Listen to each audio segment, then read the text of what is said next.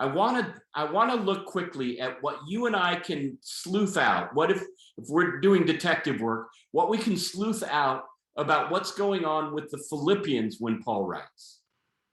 You may write to friends or write emails to people without any cause or without being prompted. Most of us probably, when we get a letter, ask, I wonder why she wrote or he wrote, right?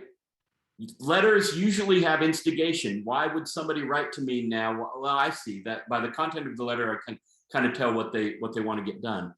That's the same with Paul's letters. So let's sleuth out what was going on with the Philippians that might have made him want to write. All right. So let's go to the last verses of chapter 1, verses 27 through 30. We're going to get back to Paul and what's going on with him, and it's extensive. But this is one paragraph that lets us in on them a little bit.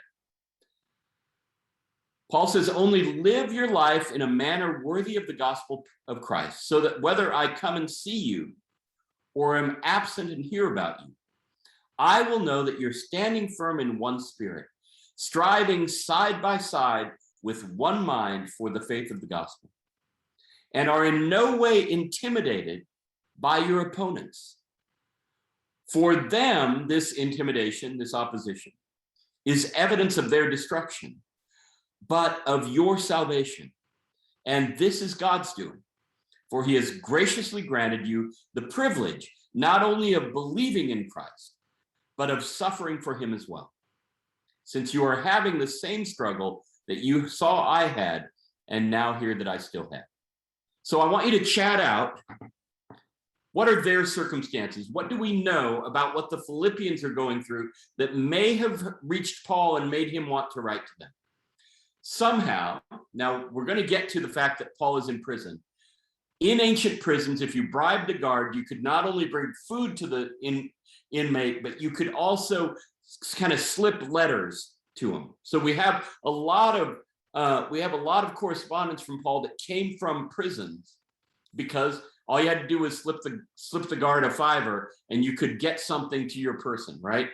So we know Paul's in prison, and they have heard that, and so they've sent somebody to send a message about how things are going on with them. What do you think they said? Well, they have. I see your chats. There's persecution. There's pressure. They're being rejected. Their witnesses being rejected. They're struggling. And you know, one thing that I haven't seen named yet, but that may be behind Paul's urgency as well, happens in that, let's see, in verse 27, second half. Now, it is a geeky thing about Bible scholars, about people who do this for a living, that everything we do is sort of a shadow reading. That is, if we see something in the line of a letter, we ask, okay, what's behind this that might be drawing this specific thing? It's always possible that Paul would have told anybody he wrote to this same thing. But we're going to overread for a second in light of what you all have said, that there's persecution, and I'm seeing it. I'm seeing Yolanda. Yolanda, thank you. The Philippians had conflicts between each other, perhaps spies among them. So when we get to the middle part of 27, it says, striving side by side with one mind for the faith of the gospel. Now I want you to look down the page at chapter 2. Make my joy complete, verse 2. Make my joy complete, be of the same mind, having the same love, being in full accord and of one mind, right? Those two short exhortations are not cranky critiques, right? He's not saying, you are so divided and I'm upset about this.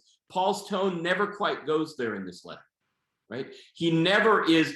Think of, if those of you who've read 1 Corinthians know that Paul can get pretty cranky in 1 Corinthians. In Galatians, he gets downright upset, right?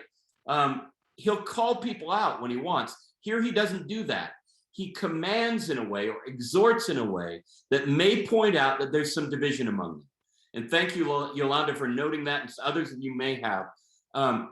there may be fault lines. And sociologists tell us that the two options for groups that are put under pressure, just by the observation of sociologists and historians over time, the two tendencies are either one, to come closer under pressure and feed off each other's strength, or two, to splinter and divide.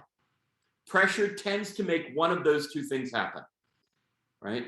And Paul is going to, and we'll get into this more next week, he's going to hope that his letter can help them choose option A instead of option B, that they will, under pressure, gravitate toward one another and become stronger in their community, rather than B, splintering and starting to blame one another, right?